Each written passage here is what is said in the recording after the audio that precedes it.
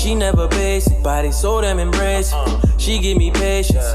These other type of girls, they don't even mean shit. And if I say I love you, then you know I mean it. I'm still here. I'm still here. Ain't shit. Ludacris.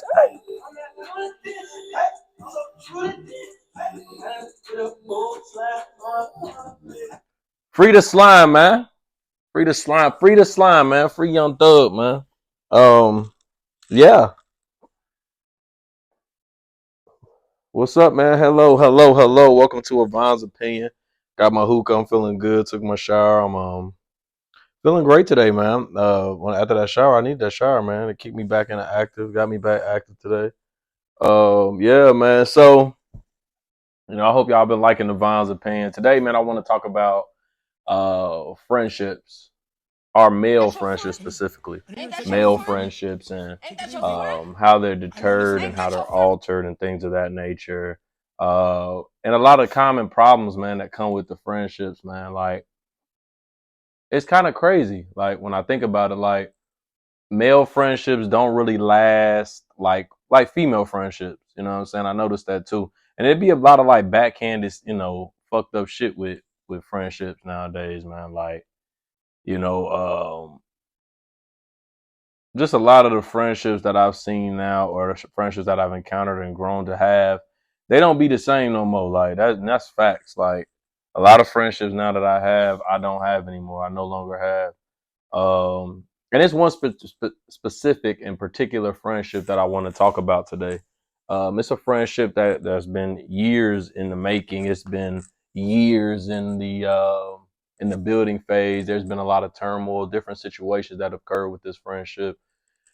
And for me personally, I'm a type of person. All friendships are circumstantial with me. Like, there's a line of respect and there's boundaries that we have in friendship. There's a lot of boundaries that we should have. And you should not be afraid to set boundaries for your friendships. Like that's just fact. So the friendship that I'm talking about is I don't want to say any names. I don't want nobody to feel specifically, feel like I'm taking my platform to lash out on. But this is just a topic that I think that is bothering me for real. It's been bothering me, and it's just something that needs to be communicated about. For me, the friendship started years ago. This is a long time like friend I met in the military. We bonded with music, conjugated with music, conjugated with the club, conjugated with being outside, being personable people, and the communication and just building the trust amongst each other. And I know for me, it was hard to build that trust with a person, with this specific person. And I respected that. Like some people don't really trust fast or don't trust like at the drop of a dime. They take them a little time to trust a person, especially if they may have been through different traumatizing situations. I get that. For me personally, I really wasn't big into trying to gain somebody's trust or build to have somebody's trust around that time in my life. But what I realized is that sometimes that's what people need. You know what I'm saying? So at that time in my life, I was there to do it, and I was willing to get into that and be able to help my friend build that trust with me and let them know things and open up. It's okay to open up about your life with a friend. Everybody's not here to judge you. Everybody's not here to be judgmental. Everybody not here to really like look down on your situation or whatever you got going on. Some people might be going through tougher shit or have been through the same things you're going through, and being able to communicate about it and express yourself about it from your point of view and how you feel about it may help. So with this friendship, it's been a lot of like, I ain't gonna say backhanded shit, but I just feel like we get left out.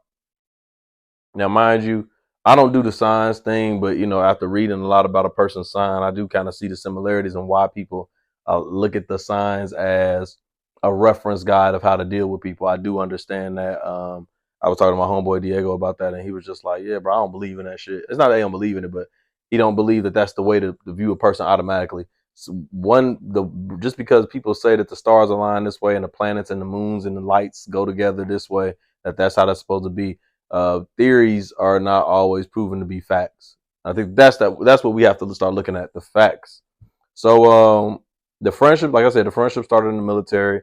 Cool person, great vibe. But I always knew that like he was kind of to himself too. He didn't really express his emotions to people and the things that he had going on to people that was closest around him. And you know, we built a relationship based off of music. I was an artist at the time, a DJ, party promoter, all that shit. And he was an artist, you know what I'm saying? And I felt like, you know, if I'm a friend, I'm gonna give you the access to my avenues and my open up my doors to help you get into help you get into certain positions and situations to help you out with your career. So that started, and I noticed then that the relationship was kind of still weary and not trusting.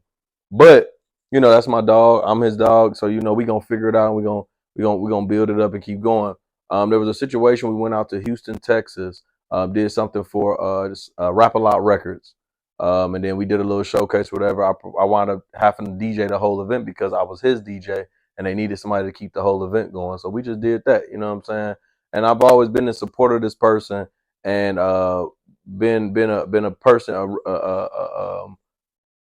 a supporter in his push and drive in the music. So it's around the time I was dropping Blue Moon. This was our first debacle. I had finally left. At the time I was at Fort Polk, Louisiana. I left Fort Polk, Louisiana, getting out the military.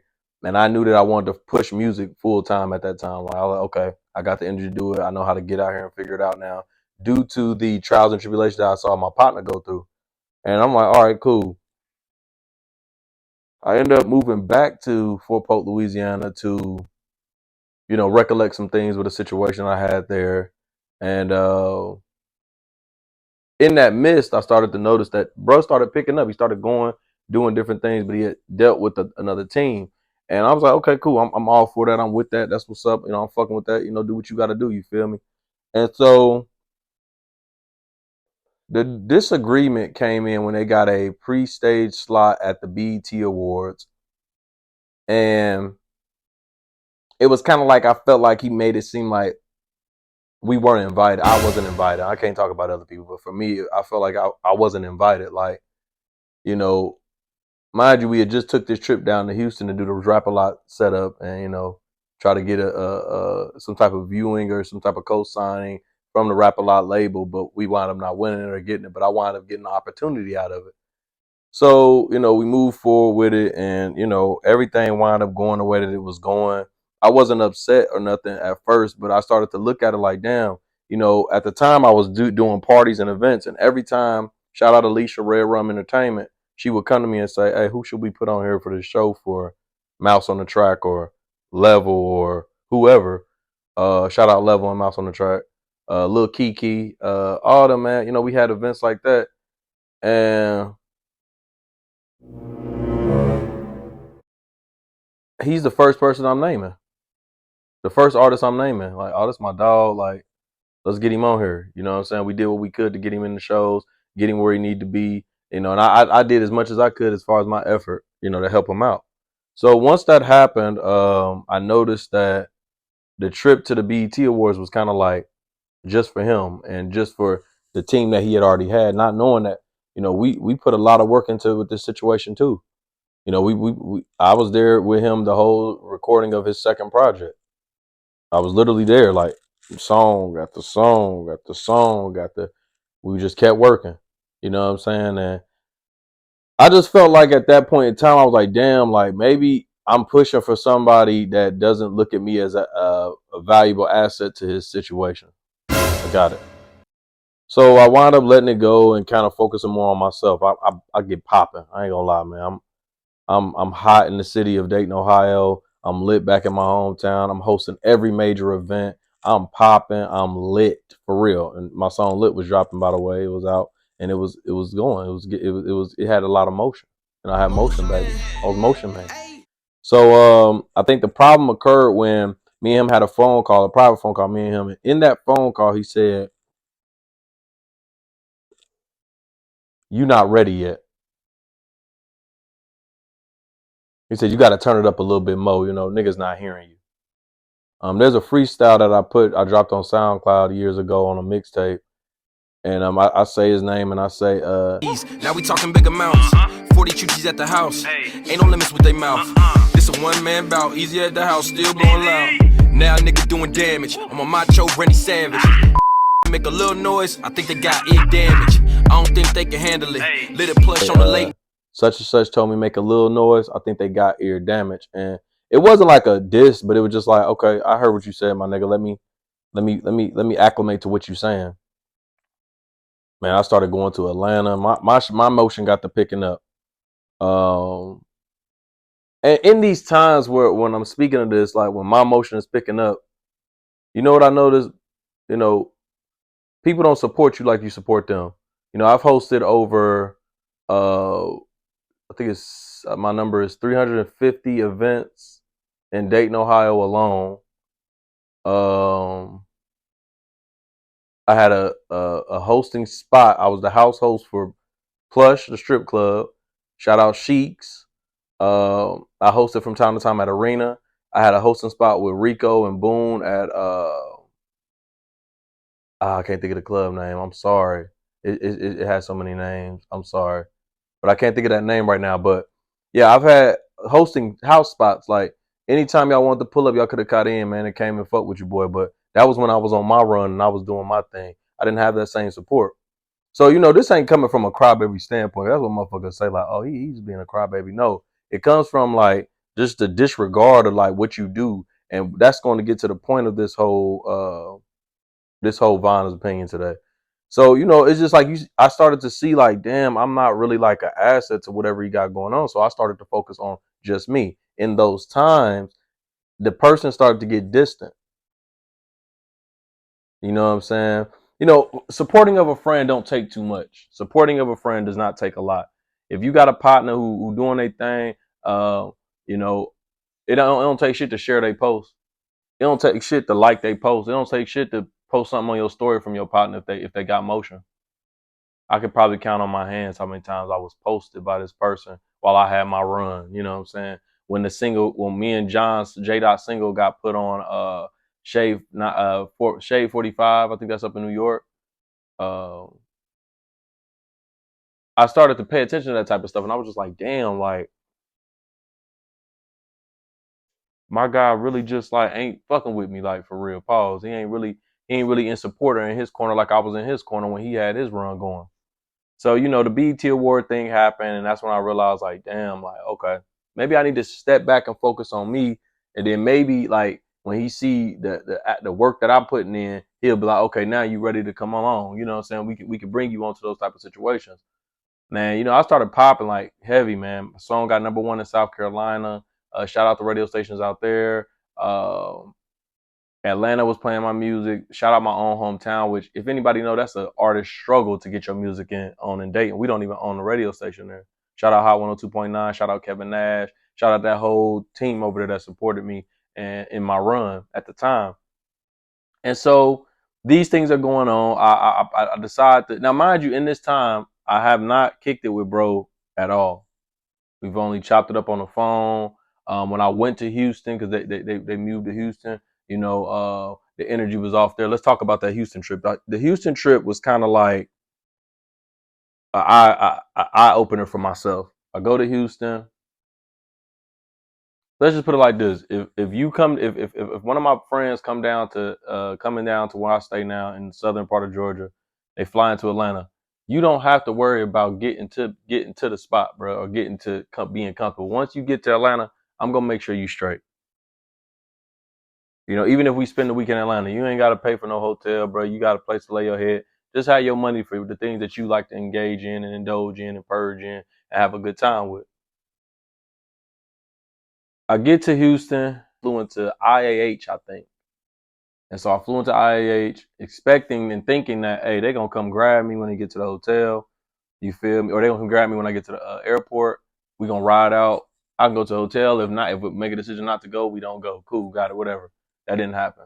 I get to IAH. He like, oh, yeah, man, I got stuff going on right now. Whoopty whoop. I just go ahead and Uber to the Airbnb the hotel, because it was just like, I'm not about to sit at the airport and not do nothing for hours. You know what I'm saying? So boom, got that out the way. They came and swooped me up around. It was dark. It was time to go out.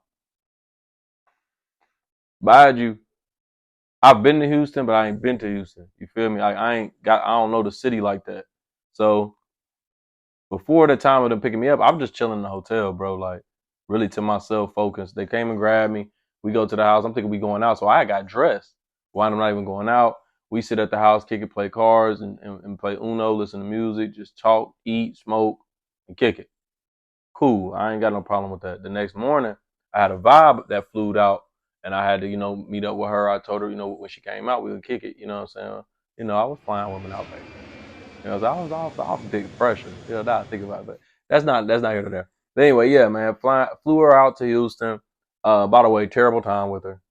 Put that out there. Very terrible time. I ain't been here in a couple years.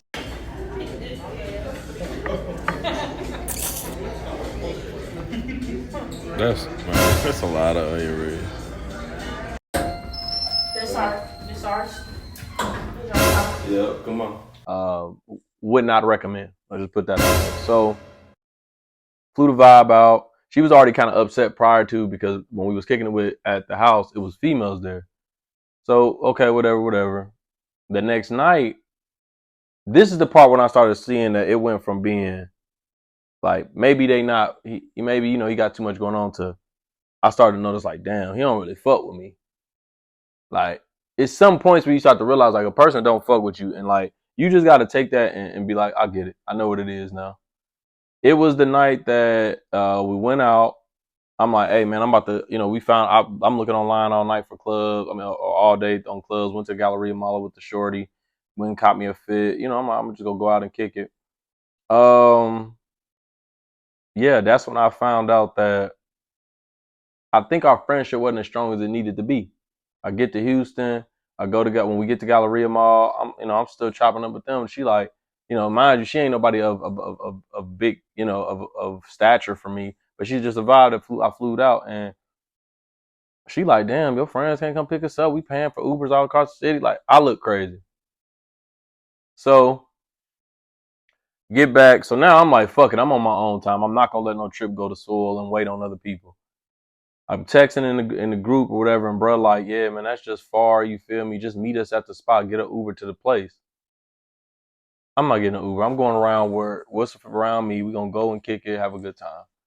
Go to another club. Mind you, when we got to the club, we wound up getting a bottle and a section. We got a section. It's my partner's birthday, so I'm like, or no, it was around his birthday, so I'm like, well, shit, y'all just come here. We already got a section and shit. It's lit. It's women here. Never showed up. I'm thinking at the least they gonna come and come fuck with the kid for a little minute, come pull up on me and just vibe and kick it. They didn't do that. So I'm like, all right, cool. Now it is what it is in this situation now. Like, and I'm expressing this because I think that more men have to have better relationship with their friends to know what type of friends they have. Understanding the type of friends that you have will help you navigate better through life. You won't expel too much energy on people who are not in your corner, people who do not give a care about you, people who do not have any reservation for you and what you got going on in your time at all. So after the Houston trip, of course I'm very communicative, so I tell them like, hey, I feel like the whole trip was fucked up, the vibes was off, whatever. Mind you, these people that I talk about all the time, I talk about in music, I've talked about in interviews, these are people that I fuck with. I thought that we had a better relationship than we had. So to fast forward, his birthday came up this year. Again, I'm stepping out on a limb again. Bro ain't never really kicked it with me on my birthday unless we was in the army. We was already in the same vicinity. But his birthday comes up, and I get the call from my other homeboy, like, yeah, man, they talking about going to Houston. I'm like, all right, I'll go. I'm like, what's the logistics on everything? They got the Airbnb. I think I put in money for the Airbnb. And yeah, when we got there, it was just based on a lot of whatever he had going on, whatever he wanted to do. We were just all in support. We go to a pool party. Bro don't even come to the pool party. I don't know the reason. I don't really care. We there for you, bro. We here to kick it with you. Why the fuck are we at a pool party by ourselves, just everybody wondering where you at? Then you call us at like the pitch black clock of dawn, like, bro. I'm like, oh man. So he calls us like literally as we're leaving, and then we about to head back to the Airbnb to go to the house. He's not even at the Airbnb. I'm like, all right, bro, fuck it. It what it is, man. Like, we gonna figure it out. We gonna have a good time. We go out. We wind up coming right before we drive off. We get in the cars. We go head out to where we was going. You know, and just be in support of that. You know what I'm saying? I was in support of bruh at all times. I'm a stand-up friend. I'm a stand-up type nigga, like, and that's just how I am. And I felt like some people, this is when I realized that some people just want to have a bunch of people around them. They don't really care about the relationship. They just want a bunch of people to have that look. You know, back in high school, was a coach that I played for, and he'll have 100-man roster. He'll run the same 26 players all game. Some people just like that look on the sideline, and that's the best analogy I have for it. Some people just like that look of like, oh, they got a team, and inside the organization ain't even right. So that was just that. So recently, man, we just had a you know, not really a bad conversation, but we had a conversation. We chopped it up. We were talking heavily every day. We started working on this thing. We're having like a morning meeting because everybody have careers that we trying to figure out. And mind you, I'm still feeding songs though. Like I do like a pool with my friends. Like if I got a song I just ain't got nothing to do with, I can't figure out nothing, I don't got no more concepts, I don't got no ideas for it, I throw it in the group or I send it to both of them or the musicians out of the friend group and let them do whatever they do. This man's on like three premier good songs that I could drop this year and probably, get some motion out of it, some traction out of it. Trap out the club, then we run up the summer. Run up a pack with my Balenci runners. Shorty rain splash when I hit her with thunder. Cartier diamonds, I thumb through them hunters. Yeah, man, I thumb through them hunters. Run up a pack in my Balenci runners. Run up a pack in my Balenci runners. Got that magnolia, best believe we don't play, boy. Typing on that net, best to watch what you say, boy. I keep that thing on me. Bad bitch with no aim on me. Come through like James in that lane and just bang on me. So I'm like, all right. Let's figure out how we can all get a bag. Let's figure this out. It's starting to work together. Shit's starting to get going again. Everybody seeming motivated with the music. I say, fuck it. We're going to rent out a venue and just do a private party. Got some great news. We got some great news. Should I say we looked at the venue or what should I say? All right. So today, man, looked at the venue for a show that I'm doing. I can't tell y'all the name and everything of the show. I want it to be a surprise. I hope Kid Simmons is on here still, but I would love for Kid Simmons to be at the show, or if he just attend, man, bless us with his presence at the show. That's my bro, man. But now, so with the show, basically it's one night only Rambo Fame in Augusta, Georgia. Can't tell y'all the venue yet. Y'all will see the tickets really soon. Go down, look at the venue, get the space. Looking at the deposit the week before. As soon as we talk about the show, I send them the venue. I communicate about what we can do, how we going, how the revenue gonna work. Cause I felt like that was a problem last time. There was no money, and some people would just be like, "Bro, if it ain't no money involved, I ain't with it." So after we did that, no contact at all. Like no contact at all. Shout out Messenger, man. I apologize. I'm gonna apologize publicly. I could apologize in private. I'm apologizing in public for you, man. Because I hope this didn't throw off anything or deter your run. Shout out everybody that was pitching ideas and helping me come up with ideas for this event. I apologize, you feel me? And it's gonna come back revamped and better, of course. I'm still not giving up on it, but this is what happened. I have to put this out there because I don't understand. So now we in a place again where there's no communication. We see this person publicly posting on social media, posting Snapchats. And I'm going to tell you like this, and this is just me. If I ain't ever did you no wrong, I could read the lines or subliminals or whatever you saying in the messages or whatever. But if I ain't ever did you no wrong, dog, this ain't got nothing to do with me. Holler at me, call my phone. My phone always on, my watch always on. Call my phone. I probably always got an AirPod, so you always damn near in private with me. But have that conversation with me, man. You know what I'm saying? If you're going through something, talk to me. So that's where I want to get to as far as this. This is the point of the relationship and point of this conversation today for Von's opinion.